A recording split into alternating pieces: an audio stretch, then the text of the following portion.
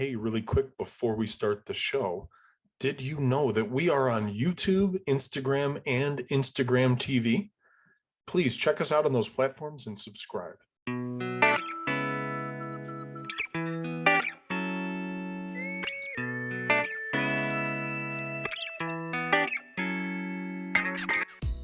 Hello, everybody, and welcome back to the Blowout Growth Network. We're really happy to have you here. Thanks for joining us today. Mr. Alan Fredrickson is a former competing bodybuilder who also loves soccer and golf, the general manager of Canyon Gate Country Club here in Las Vegas. But he's got 30 plus years of being in the nightclub, restaurant, and managerial business, doing things everywhere from managing nightclubs and running nightclubs to high volume restaurants on the Strip. He's received several accolades and several employee recognition, superstar awards, diamond awards. He's a husband, he's a father, he's been married for 15 years. He's a man of God. He's a master at managing crises. I've seen it myself in firsthand. He's amazing at customer and client relations. He's an all-around great guy and somebody that I'm really proud to introduce you all to. Please welcome Mr. Alan Fredrickson. How are you today, sir? I'm great. Thank you so much. Great to see you, Gio. Thank you. Thanks for showing up. Thanks for coming on our show to talk about all the things that you're going to talk about. We're really excited here. You know, the point of what we've been doing here, Alan, is we're trying to create, our mission is to create a next generation of better and more successful humans. And we're doing that, you know, in this day and age where information is so free and available, giving people real opportunities from real people who are successful in their lives and their careers, and be able to share some knowledge of how you did it. So I want to jump in so everybody knows where to start. How old are you? I am 57 this year. 57 and a former competing bodybuilder. So I'm going to ask you to start this off, you know, in a couple of sentences, what's your definition of success? Success in life, I think, really is about being happy. You know, and I think that really is the most important thing.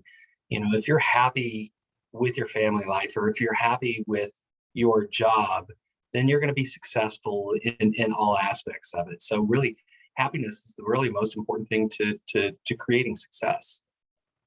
So then what makes you happy, Alan?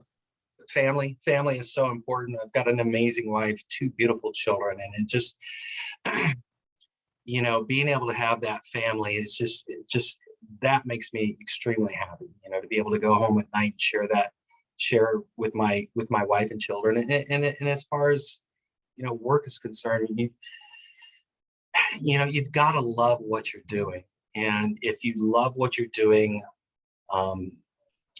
in life, as far as whatever profession you are, if you're happy in that, you're going to be very successful. Yeah, that's a really good point.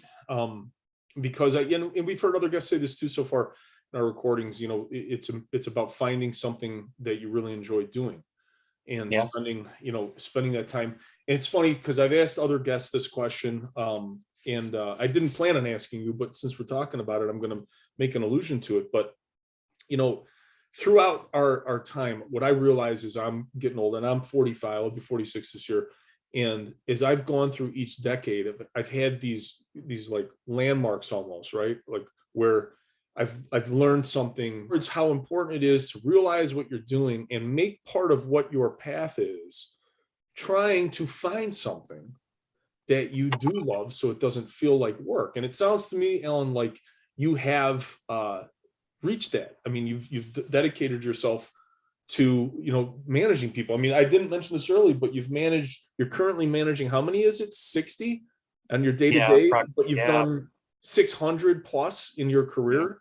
You know, I've seen all of the different kinds of, not all, but many different kinds of challenges that you have in a day-to-day.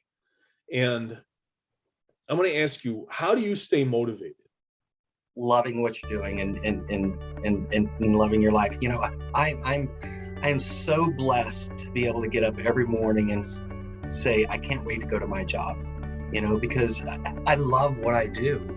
You know, it's what I live for. It's the passion I have. It's making sure that I can do everything I can to make sure that my club is running right and the guests are having the experiences that they expect and we want to give them. Well, I mean, a pretty big, that's a pretty big plate. You got, It is a big to be plate. able to make that happen.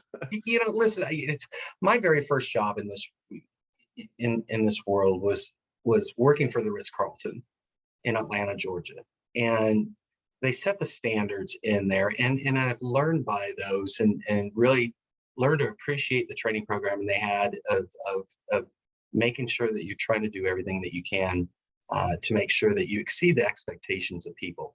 And that's really what I thrive for, is to go to work every day and see what I can do to exceed the expectations for the people at the club and their guests, and So what do you do and then? I mean, do you have a book list? Like, how do you, because you're saying education, you're saying keep yourself educated, right? And sure. take the opportunities that come your way to further yourself from the educational standpoint of your craft, right?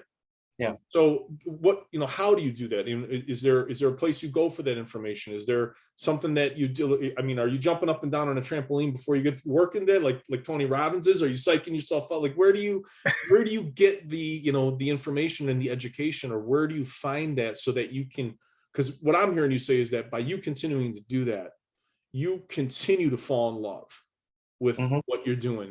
Would you say that that's on? Yeah, I mean, it's continuing education and going on and learning about new things and listening to people, and then just having the passion and the love to do what you do. So now let me ask you, what are your superpowers? How do you win that battle every day going in here to create what is essentially, in my opinion, running a country club almost an impossible task, because you have everybody to please, and it's the one business. They always say, well, you shouldn't worry about pleasing everybody. Well, but that's your job. You have to, right? Sure. So Sure. what are your superpowers? How do you get there every day? Yeah, listen, the very first job I had in my entire life was at a hardware store. And How old were you? oh my God, I was 15 years old. Okay. And it was a friend of mine that I was going to school with. It was his father. And I used to work 3 days a week for him. And listen, back in the day, I think I made $55 a week, and I worked 3 or 4 days, whatever it was. And it was hard work. There would be pallets of cement that would come in, and fertilizers and seed and, whatever. And it was hard work, but I think that kind of formed me from the get-go to say, hey, listen, you got to work hard in life if you want to be successful. And I didn't want to let him down because, he was my friend's father. I didn't want to let him down. So I worked hard, and my forming years of my life, my mother moved me from the state of Oregon to Atlanta, Georgia. And, of the million things I could be so grateful for my mom for doing, that was one of them. Because for me, when I got to the South, I learned so many things about respect, hard work, that really helped drive me to be who I am today. It was about respecting your elders. It was about giving 100% effort in everything that you did.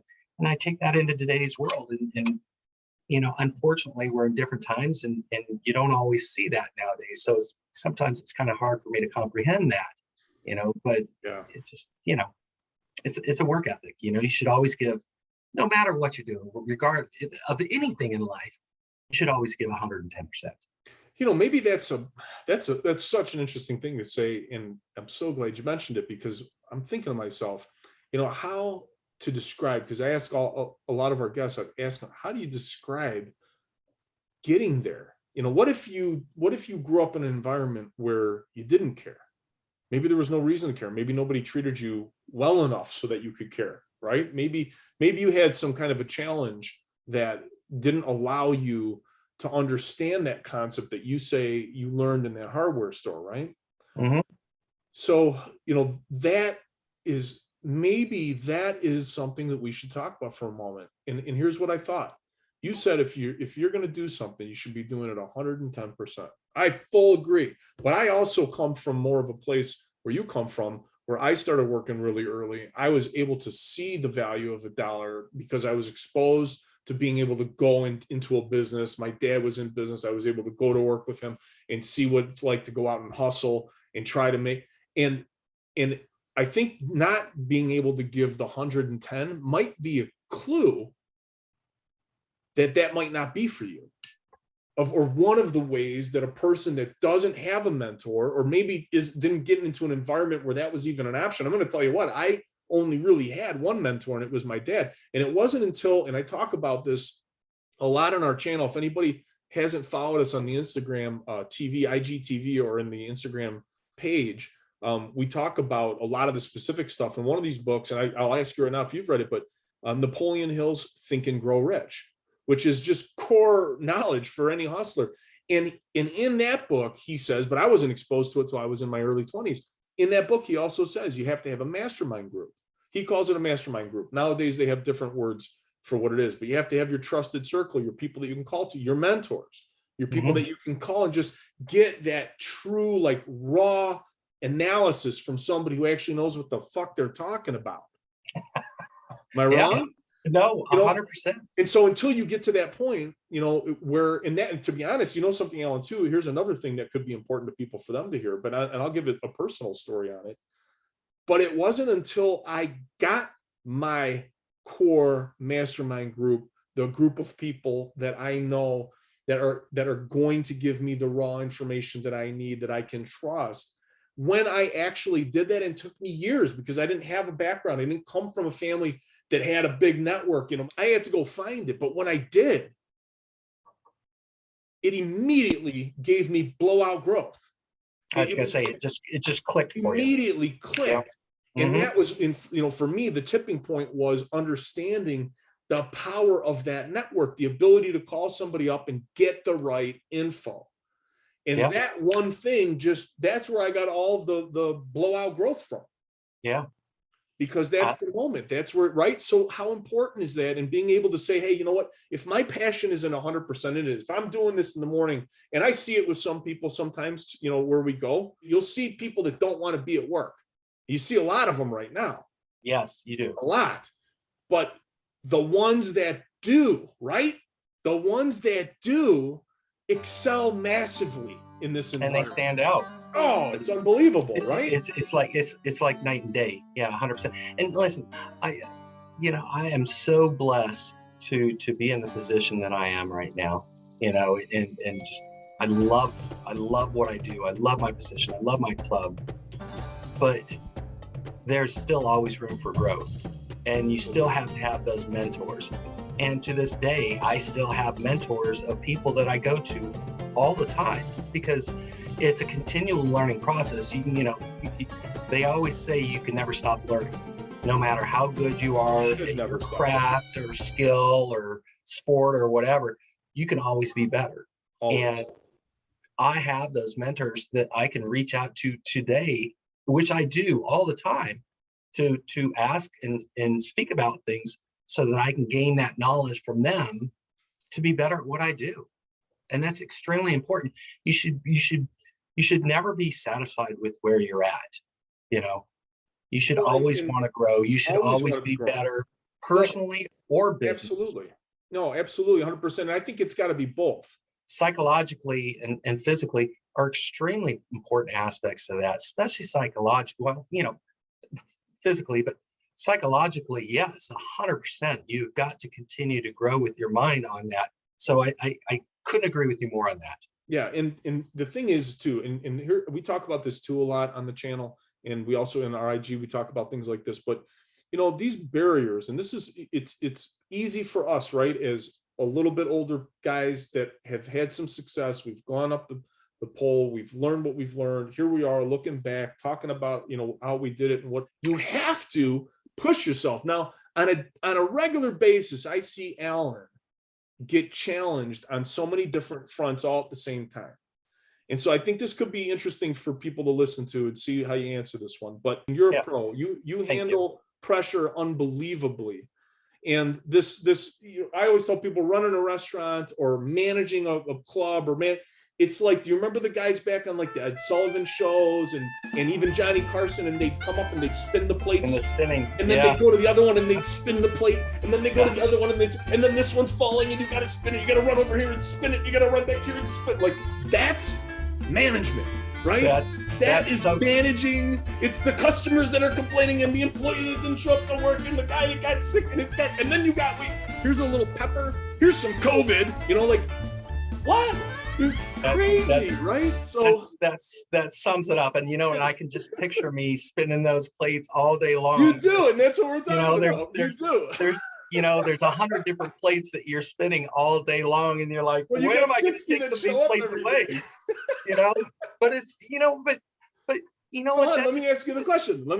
So here's the question, right? Knowing that that's what it is, I want you to tell a brief story or an anecdote about something. It could be something recent, doesn't have to be anything major, but you know, I see you pushing yourself to the limits every day, becoming a better person, using these talents. So I want to know a situation that you can remember in the recent past. Doesn't have to be always business, could be personal, but something where you've really used all your talents to solve the problem, to get through, to break through, to get the success, or to achieve what you needed to achieve. You really have to try and organize yourself, you know, so that you are giving yourself the best opportunity to manage and challenge what you have on a daily basis. And that's really being organized. You know, one thing that I think we all live by is these sticky pads. And I still have them, but I used them for years and years and years. And I see people all day, every day, and they've got sticky pads all over the place. And it might work for them, and it worked for me, but I found that you have to try and be a little more organized on that. And so I have a list every day of the things that my to-do list, things I need to do, things I need to talk about, places I need to go, whatever it is. But I put that on there, and that helps me on a daily basis to be more organized, because every day is going to be a challenge, because I've got those 100 plates spinning, you know. So if you stay organized and prioritize what you have to do, it's going to help you to be more successful. It's going to help you get through your day. I don't know if that really answers the question. Well, you know what it does though, and I like this: organize and prioritize. I don't think you could have said it any better. I think that is really a core element to achieve success. And as I was listening to you say it, what I was thinking of was the fact that you're organized and the fact that you're able to visually see it. You know, you're putting yourself, I operate the same way too. I use a different format than sticky pads, but I have my list of things I got to get done, and I prioritize them every day. And if I couldn't do that, I couldn't get through my day. B, I wouldn't have as much, you know, I would have less bags under my eyes, or more bags under my eyes, right? Sure. But being organized and prioritizing it, I think might allow you to be able to summon that energy that you need for those spinning plates while still moving forward, which is a delicate balancing act. Oh, couldn't agree with you more. Yeah, because if you're not organized and prioritized, those plates, they're just going to spin off, you know, and it's all going to come crashing down around you, you know. So you've got to find out what's going to work best for you to do that. But you have to figure out the best method for you to stay organized and prioritize. And for me, it's putting a list together and saying, hey, on this list, it has to be done today. And this is the list that is less prioritized that I can look at tomorrow or during the week or something like that, and kind of go from there. And then at the end of the day, you're going to check those things off, and you're going to make yourself a new list before you leave. You're going to make yourself a new list for the following day. So when you walk in, you're fresh, you know what's going on, you know what your priorities are for the day, and you know what needs to be done. So it helps to take those spinning plates and really make them a few less plates for the day. I'll say that. So completely removing the that's the best analogy ever. The spinning is, right? Plates. I mean, you know, and listen, that's going on in my head all day long. I'm like, oh my God, I got this. You know, I got to, you know, all those things. but you can sit there and look at your list and you be like, okay, I got this. I understand what needs to be done. So, Yeah, that's a great analogy though. yeah. Thank you. Thank you. It's good. So from your perspective, I'd like you to tell us what scares you right now about what we're in or where we're at or what the challenges are, for the next generation coming forward. And then what excites you? COVID was a very serious thing, and it still is. But there's a lot of people that are very frustrated through it. Oh, sure. Understandably so. Listen, we've had to wear masks for 2 years, and it's taken effect on people's mindset. 100%. I see it. And So many of my clients are so just totally torn up, and their whole existence has changed. Yeah, I mean, I had, my wife took the kids to Orange County, a couple months ago to take them to Knott's Berry's farm, and she was in Orange County, and at that time, they didn't have a mask mandate, and she's like, "Oh my gosh, people are so happy," and she's like, "They're not Just wearing that masks." one effect. Just that one effect is affecting so many people's just general happiness. Sure. Yeah. So it's affected people, and people are frustrated, which I completely understand, but it's kind of given a negative mindset in their minds because it's lasted and gone on so long, which is very, very unfortunate. Well, hopefully we can get through this sooner than later, because I think there will be an exhale when things kind of start to get back to normal. I think people will be a little happier, and it's also changed. It's also changed our workforce a little bit. I mean, we're all struggling with trying to find people to fill positions right now, and that's changed a lot. So a lot of frustrations, but So are you saying that you're afraid of the pandemic's effects, or are you afraid of the influence on people's habits that scares you? a little both, but I think the influence on the habits really is affecting me, and I hope that we can all get back to a better place and a better mindset. And as far as what was the other part with the positive on that? Well, I mean, I was going to ask you what the positive is on it. What is there anything that excites you about where we are right now and going forward for people that are, have their whole lives ahead of them here and are trying to forge their path? Yeah, you know what? Listen, the world is out there, and I think we'll get to that place again. And I think that as we get to that place, people will have passion. Passion will come back. I'm always talk about the heart and the passion. And I think that there will be opportunities that will come for us soon, that will allow us to move forward with our lives and be able to find the passions of whatever we have as far as life is concerned, or as far as your career is concerned. I really feel like there's going to be a period of time when all that changes and just so much positive comes back. I think we're heading there. I mentioned this a lot. I mentioned this a lot on the channel. I think that this younger generation's coming up, they demand transparency. And I think that that's one of the key elements is, along with transparency comes available information. So now we have a more generally educated. Yeah, and that goes back to what you're saying earlier about psychologically, you've got to have your mind right, and I was going to say it's the double-edged sword right now as well, because you are so able to get out there in today's technology and get the communication, which is endless right now. But you've got to make sure that you've got the right information going. So it is a double-edged sword. But it's about your mind. It's about having it right psychologically. It's about passion, drive, and heart. Those are the most important things. Whatever you find, if you have that passion for it, you're going to be successful. So you've got to make sure that you are using your mind and your heart to make sure that those things push you through, because that's going to make you successful. It is that mindset, 100%. Hashtag find your passion. Alan, thank you so much today for coming and joining us on the show. I'm sure we could do another full hour here, but both you and I know you got a schedule that you got to get back to. I really appreciate you taking your time today. Thank you for sharing all of your knowledge and your experience with our audience, and have a wonderful day, man. Great to see you as always. Yes, thank you. And I think what you're doing is absolutely amazing. So great job to you, Gio. Thanks, Alan. Thank you. Thank you for being a part of it. Yeah, my pleasure.